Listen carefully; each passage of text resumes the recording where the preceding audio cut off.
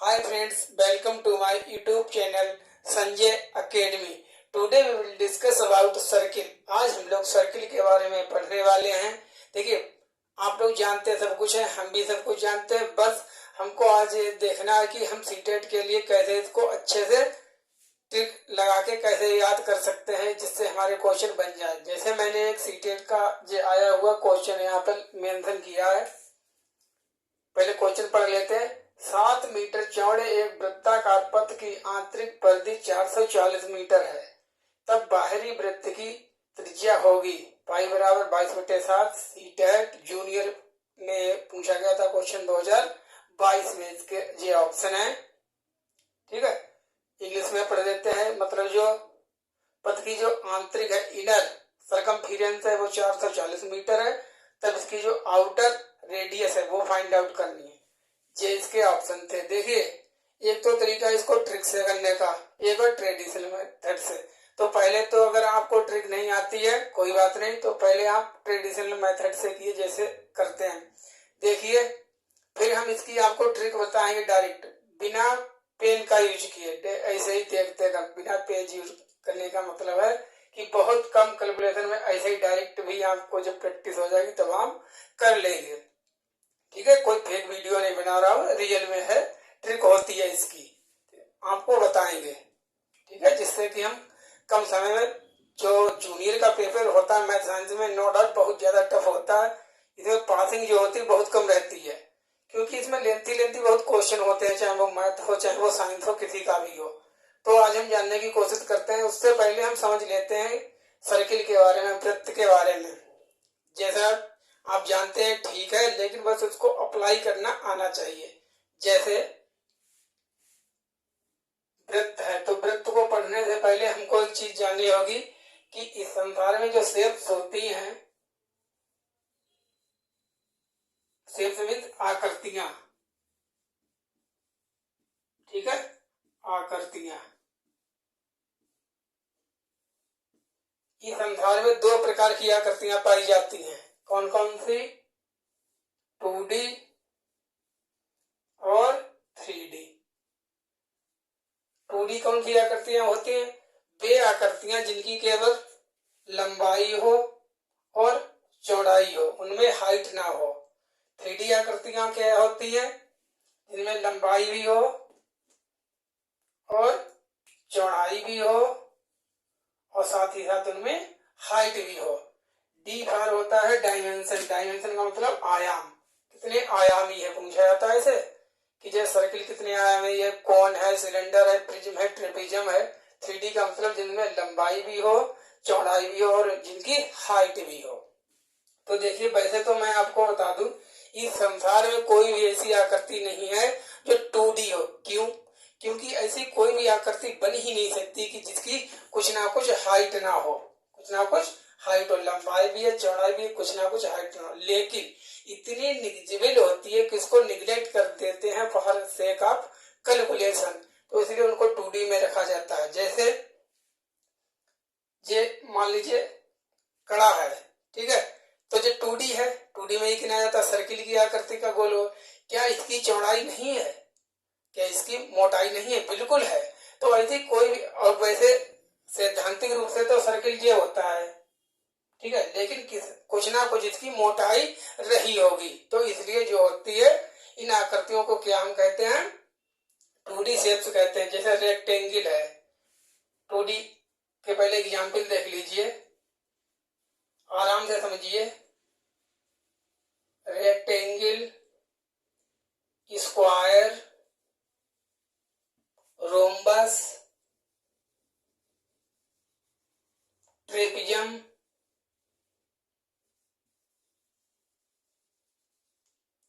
ठीक है, और अपना सर्किल, एटसेट्रा और भी होती है इसमें। रेक्टेंगल क्या होता है? रेक्टेंगल को हिंदी में कहते हैं आयत, स्क्वायर को कहते हैं वर्ग, रोम्बस को समचतुर्भुज, ट्रेपिजम को ट्रेपिजम ही कहते हैं। आई थिंक ध्यान आएगा तब बता देंगे हिंदी में ट्रेपिजम, और सर्किल को तो वृत्त कहते हैं। तो जैसे ये हमारा बोर्ड है, ये क्या है? एक आयत है, इसकी 4 भुजाएं हैं, 1 2 3 4, ठीक है, चारों 90-90 के कोण पर मिलती हैं। मोटाई है कि नहीं है, जे हाइट है कि नहीं है, तो इसलिए, लेकिन इतनी कम होती है इसलिए इसको हम निग्लेक्ट कर देते हैं, इसलिए इनको 2D में रखा जाता है। अब 3D में कौन कौन सी शेप आती हैं वो देख लीजिए। जैसे कोन है, क्या है, कोन है, सिलेंडर है, क्यूब है, क्यूबॉइड है,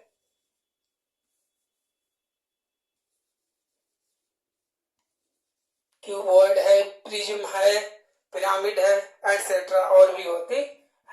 तो जो 2D वाली होती है इनका हम निकालते हैं एरिया हमेशा। क्या निकालते हैं? एरिया। इनका निकालना जाता है एरिया तभी क्या होती है, L मल्टीप्लाई B, लंबाई गुणा चौड़ाई। और 3D वाली का क्या निकाला जाता है, वॉल्यूम निकाला जाता है, आयतन निकाला जाता है, जिस तो इसका होता है LBH, लंबाई चौड़ाई गुणा ऊंचाई। तो आई होप क्लियर हो गया होगा कि वॉल्यूम किसका निकालते हैं और एरिया किसका निकालते हैं। तो इतना बात हमको ध्यान रखनी थी इतनी। अब हमारा जो सर्किल है वो कहाँ आता है, यहाँ। अब हम पढ़ेंगे सर्किल के बारे में।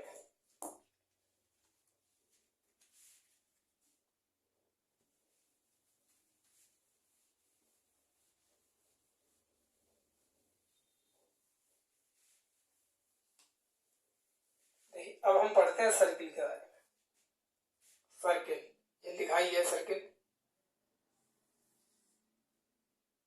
जानते सब लोग हैं, इतने ऐसा कोई भी नहीं जो सर्किल के बारे में जिसने पढ़ा ना हो, जानता ना हो। बस उन चीजों को एज इट इज करके अप्लाई कैसे करना है, कम टाइम में करना क्या। तो देखिए जैसे जो सर्किल है, अब सीधी बात पूछ ली जाती है, अगर आ जाए एक लाइन में, एक बार पूछा गया था कि क्षेत्रफल होता है, क्षेत्रफल क्या होता है, ऐसे परिभाषा डायरेक्ट आ गई थी। ये सर्किल है, ठीक है। तो इसका सबसे पहले पॉइंट है कि त्रिज्या, सर्किल होता क्या है, इसकी परिभाषा है। तो किसी भी स्तर बिंदु को मानकर, किसी भी स्तर बिंदु को मानकर उसके चारों ओर खींची गई, बनाई गई आकृति को हम सर्किल कहते हैं, इसको हम वृत्त कहते हैं, ठीक है। तो वृत्त की परिभाषा क्या हो गई, किसी भी स्तर बिंदु को मानकर उसके चारों ओर खींची गई आकृति को हम सर्किल कहते हैं, वृत्त कहते हैं। अब वृत्त के केंद्र से जो परिधि होती है, इन दोनों के बीच की दूरी जो होती है उसे हम रेडियस कहते हैं, मतलब त्रिज्या कहते हैं। आप 1 बाय 1 देख लीजिए एक एक पॉइंट। सबसे पहला पॉइंट है त्रिज्या। मैं जानता हूं आप सभी लोग जानते हैं, बस सीख लीजिए। जैसे रेडियस, तो इसको इंग्लिश में क्या कहते हैं, रेडियस। रेडियस क्या हो गई, अगर मान लीजिए परिभाषा आ गई, सीधे आई जाती है, परिभाषा में आ जाए कि रेडियस किसी वृत्त की त्रिज्या क्या है, तो वृत्त की त्रिज्या वृत्त के केंद्र से परिधि के बीच की दूरी को त्रिज्या कहते हैं, बस। दूसरा पॉइंट क्या है, अब आता है हमारा व्यास, जिसको डायमीटर कहते हैं। कीजिए अभी, तब तक इस क्वेश्चन को सॉल्व कीजिए, देखिए कितना टाइम लगता है आपको।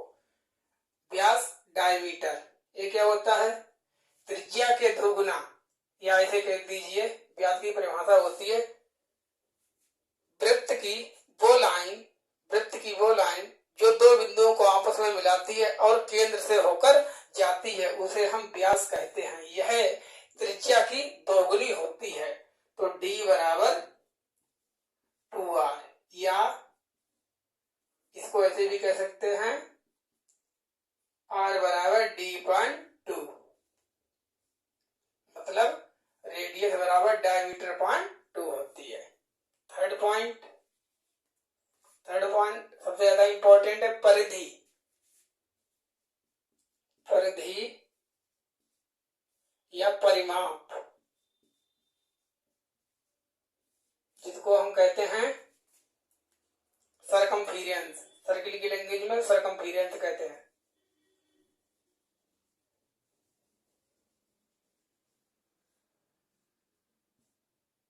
सरकमफेरेंस क्या होती है, तो सरकमफेरेंस की परिभाषा अगर पूछ ली जाए तो क्या होती है, परिधि क्या होती है? कोई भी आकृति हो, कोई भी आकृति उसके चारों तरफ की लंबाई का जो योग होता है, केवल लंबाई का जो जोड़ होता है उसे हम परिधि कहते हैं। तो यहाँ से स्टार्ट करो, यहाँ तक जितनी भी इसकी लंबाई है वही परिधि। जैसे ये है कड़ा, तो इसका यहाँ से लेके इसके चारों ओर की जो जितनी भी लंबाई है उसको ही हम कहते हैं परिधि। ठीक है, तो ये तो हो गई हमारी परिधि या परिमाप। चौथा पॉइंट है हमारा क्षेत्रफल, इसको एरिया कहते हैं। एरिया क्या होता है? एरिया का मतलब है किसी वृत्त के अंदर, सतह के अंदर, वृत्त के अंदर जो भी स्पेस होता है उसे ही हम एरिया कहते हैं। जैसे ये है, ये जैसे एक सर्किल है, तो इसके अंदर जितना भी ये सतह हो, ठीक है, तो इसे ही हम क्या कहते हैं? क्षेत्रफल कहते हैं। एक बार डायरेक्ट परिभाषा आ गई कि किसी भी आकृति का क्षेत्रफल क्या होता है, तो किसी भी आकृति का क्षेत्रफल जो होता है उसके द्वारा घेरी गई जो स्पेस होता है, घेरा गया स्पेस होता है, उसे ही हम एरिया कहते हैं। ठीक है, तो ये क्या हो गया इसका एरिया। तो सर्किल का कितना होता है? आपको डायरेक्ट याद रखना, पाई आर स्क्वायर। क्षेत्रफल देख लिया, अब देख लेते हैं हम त्रिज्य खंड। पांचवा है जीवा। जीवा जिसको चौड़ कहते हैं। चौड़ क्या होता है समझना है। चौड़ का मतलब ये होता है, जैसे ये सर्किल है, तो सर्किल के किन्हीं भी दो बिंदुओं को आपस में मिलाने पर, सर्किल के किन्हीं भी दो बिंदुओं को आपस में मिलाने पर जो लाइन खींची जाती है उसे हम चौड़ कहते हैं। जैसे एक पॉइंट ये है, एक पॉइंट ये है, एक ये है, ये बी है, तो ये लाइन है ए बी, तो ए बी जो लाइन है वो चौड़ है। जो डायमीटर होती है, जो व्यास होता है, वो भी एक क्या होती है? चौड़ ही होती है, व्यास ही होता है। जैसे यही तो चौड़ होगी, चौड़ ये पी क्यू है, तो पी क्यू क्या है? एक जीवा भी है और इसका नाम क्या है? और ये व्यास भी है, तो चौड़ हो गया। 6 नंबर पर आता है हमारा आर्क, चाप।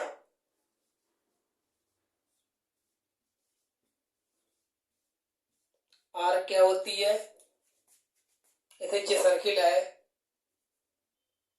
ठीक है, दूसरा बना लीजिए। जैसे जे है सर्किल, ए है, यहाँ पे ए है, यहाँ पे बी है, तो ये चाप होती है। जो चाप, चाप का मतलब जैसे जे है यहाँ से यहाँ तक, ठीक है, तो जे बी पॉइंट से लेकर ए पॉइंट से लेकर बी तक जितनी भी जे होती है इसे हम चाप कहते हैं। ठीक है, तो इसे हम क्या कहते हैं? इसको हम चाप कहते हैं। चाप दो प्रकार की होती है, कौन कौन सी? एक मेजर चाप, एक माइनर आर्क, उसको हम आगे पढ़ेंगे। अब 7th पॉइंट हमारा क्या है? चाप हो गया त्रिज्य खंड। इनको समझ लीजिए, त्रिज्य खंड जिसको सेक्टर कहते हैं, सेक्टर कहते हैं। ठीक है, सेक्टर क्या होता है? सेक्टर का मतलब होता है, जैसे ये है सर्किल है,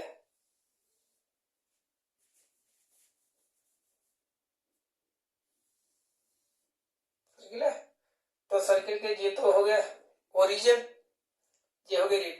तो जैसे ये भाग है, त्रिज्या के द्वारा काटा गया खंड त्रिज्य खंड कहलाता है। मान लीजिए ए, ये बी, तो त्रिज्याओं के द्वारा जो आकृति अलग की जाती है उसे हम त्रिज्य खंड कहते हैं। जैसे ये तो पूरे सर्किल का इतना कटा हुआ भाग है, तो ये है आपका त्रिज्य खंड, इसको सेक्टर कहते हैं। It is called sector. अब इसको कर दो इरेज।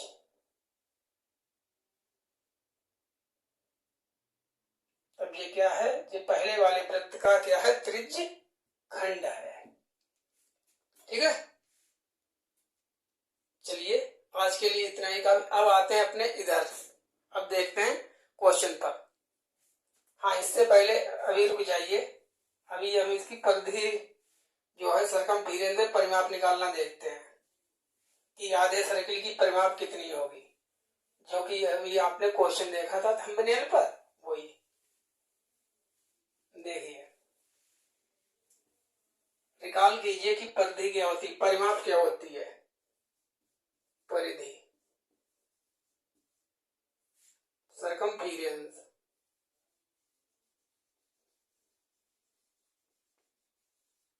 सरकमफीरेंस जैसे ये सर्किल है तो पूरी कितनी होती है परिधि, 2πr, 2πr होती है यहां से लेके यहां तक। ठीक है, अब हमें सेमी सर्किल की निकालनी, मतलब हाफ सर्किल की परिधि निकालनी है। तो सरकमफीरेंस ऑफ सेमी सर्किल, आधे वृत्त की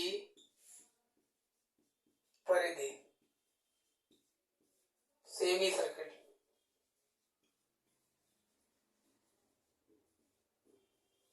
सेमी सर्किल की सरकमफीरेंस।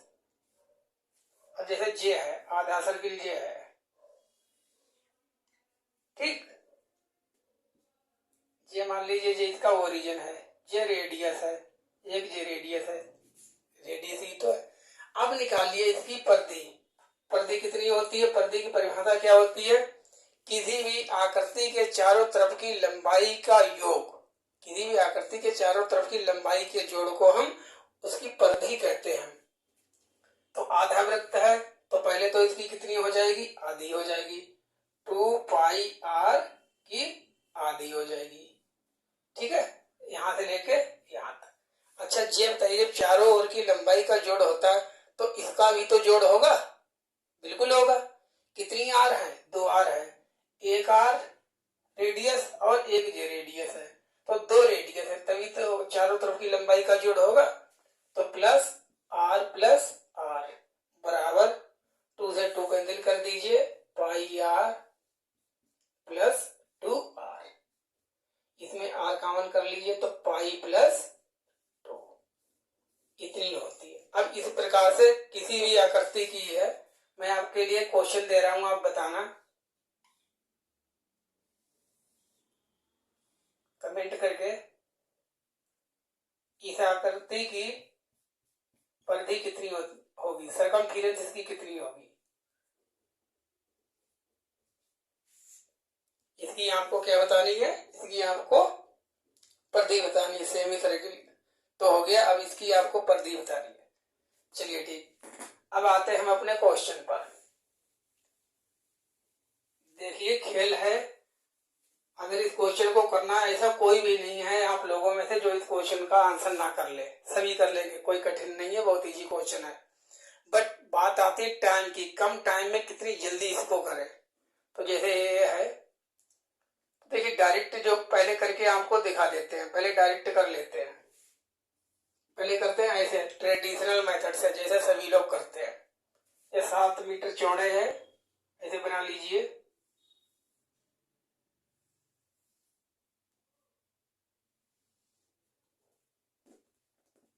यहाँ पर पॉइंट है,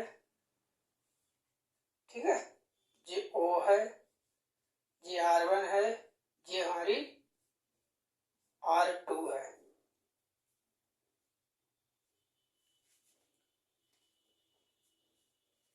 आराम से समझने पर ध्यान दीजिए। क्वेश्चन है 7 मीटर चौड़े एक वृत्ताकार पथ, तो ये चौड़ाई कितनी है, सर्किल की चौड़ाई कितनी है, 7 मीटर। चौड़े पथ की आंतरिक परिधि, इनर सरकमफीरेंस, ये वाली छोटे वृत्त की परिधि कितनी है, 440 मीटर। ऐसे डायरेक्ट लिख लीजिए, इनर सरकमफीरेंस 440 मीटर, बड़ा बड़ा लिखते हैं, 440 मीटर। ठीक है, चौड़ाई कितनी हो गई, वृत्त कितनी हो गई, 7 मीटर। अब जो इनर वाली है, आंतरिक परिधि है, इसका आप फार्मूला लगा दीजिए, तब बाहरी वृत्त की त्रिज्या होगी। अब मतलब R2 को हमको फाइंड आउट करना है। ठीक है, तो ट्रेडिशनल मेथड है, जैसे सभी करते हैं, हम भी वैसे ही करते थे। इसके लिए क्या कर देंगे, आंतरिक परिधि दी हुई है तो इसका सूत्र लगा देंगे। आंतरिक परिधि का सूत्र होता है दी हुई है 440 बराबर 2 पाई R1। 440 2 पाई की वैल्यू कितनी होती है 22.7 R1 की वैल्यू पहले निकाल लेंगे, तो इनकी मल्टीप्लाई कर दीजिए, जे कैंसिल हो जाएंगे, 29 आ जाएगा। ठीक है, या ऐसे कर लो डायरेक्ट, R1 बराबर 440 डिवाइड 222 मल्टीप्लाई 7 बाई दूरी 44, 44 से 44 घट गए। ठीक है, 10 तो 70 आ गई, 70 आ गई क्या R1। आंतरिक त्रिज्या कितनी आ गई 70 आ गई। हमको निकालनी है R2। ये यहां से यहां तक 70 है, अगर इसमें जो मोटाई जोड़ दें तो यहां से यहां तक की निकल आएगी कि नहीं निकल आएगी, R2 निकल आएगी नहीं निकल आएगी, बिल्कुल निकल आएगी। तो R2 बराबर R1 प्लस मोटाई बराबर 70 प्लस 7 बराबर 77। इसका क्या हो जाएगा आंसर। ऐसे ही निकाला होगा। देखिए इसका 77 जो आंसर है सी ऑप्शन है, बिल्कुल सही है। अब ट्रिक देख लेते हैं, ट्रिक क्या है, कैसे काम करती है, कैसे कम समय में हम कर सकते हैं। आप एग्जाम में है, अपने क्वेश्चन को देखा, वृत्त से रिलेटेड है, ठीक है, सर्किल से रिलेटेड क्वेश्चन है, तब आपको ध्यान रखना जो भी ऑप्शन दिए हुए हैं, हाँ जो भी ऑप्शन दिए हुए हैं उनको 7 से पहले डिवाइड करके देख लो। ठीक है, 7 से डिवाइड भाग करके देख लीजिए, जो पूरा पूरा डिवाइड हो जाएगा वही आंसर होगा। लेकिन इस ऑप्शन में 2 हैं, 7 नियम 63 और 7 एकम 7 7 एकम 7, ये दोनों कट रहे हैं, तो इसके आंसर 2 तो होंगे नहीं, तो 2 तो नहीं हो सकते, इतनी तो पता चल गई, ये तो होंगे ही नहीं। ठीक, जब 2 ऑप्शन हो जो 7 से डिवाइड हो, कुछ नहीं करना, सेकेंडों का काम है, प्रैक्टिस हो जाएगी धीरे धीरे। 11 से डिवाइड कर दो, जो 7 और 11 दोनों से डिवाइड है वही आंसर है। 11 77 77 इसका आंसर है। ये तो अभी इतना तो लिखना इसलिए पड़ा कि अभी हमें पता नहीं था, जब हमें पता है डायरेक्ट अगर सर्किल से रिलेटेड कोई क्वेश्चन है उसमें पाई का यूज हुआ है, पाई का तो यूज होगा ही जब सर्किल से है, तब इसका चाहे रेडियस निकालनी हो, चाहे सरकमफेरेंस निकालनी हो, कुछ भी निकालना हो, सीधे ऑप्शन देखते हैं। अब जैसे 2 तो हमारे कट हो गए, होंगे ही नहीं, इन दो बचे। ठीक है, तो 2 के लिए डायरेक्ट 7 नियम 63, ऐसे जल्दी से देख लेना, 7 77 दोनों कटना है। ठीक, इनमें एक होगा 11, 11 7 77, 11 से 63 नहीं कटते, इसलिए ऑप्शन इज सी। कैसा लगा वीडियो इसके बारे में हमें जरूर बताएं। देखिए मैं आपको बता दूं, मेरे चैनल का नाम है संजय अकेडमी, और सीटेट के लिए हम complete syllabus free of cost करवा रहे हैं यूट्यूब पर। 9 बजे सीडीपी अभी हमारी चल रही है, सीडीपी मैंने स्टार्ट की है, इसके 5-6 चैप्टर हो गए हैं। ठीक है, तो जो भी लोग तैयारी करना चाहता, अभी सीटीपी कर रहे हैं, इसके बाद हिंदी करेंगे, इंग्लिश करेंगे, सब कुछ करने वाले हैं। और जो मैथ है, मैं भी मैथ साइंस का स्टूडेंट रहा हूँ, ठीक है, अभी हूँ, तो मेरा जो स्पेशल फोकस है CDP plus all subjects pedagogy. ठीक है, इतना कर लिया, इतना कितने नंबर का बना पता है 90 का, 60 नंबर बचे। ठीक है, अब मान लीजिए मैंने अगर हमारे साथ जुड़े रहे, आपने तैयारी कर ली, तो 90 में 75 श्योर है, हाँ इतने पक्के आएंगे, ज्यादा आ सकते हैं, कम नहीं आएंगे, अगर आपने हमारी बात को मान लिया। 75 अगर आपके इधर आ गए, 60 में सब्जेक्ट से रिलेटेड है, अगर कितना भी नहीं आता होगा तब भी 30 तो आ ही जाएंगे, 20-25 तो आ ही जाएंगे। मान लीजिए अगर 30 आ गए आपके, ठीक है, कितने हो गए 105। हमें लाने कितने हैं 90। जनरल की कैटेगरी बस 90 हमें 90 लाने हैं।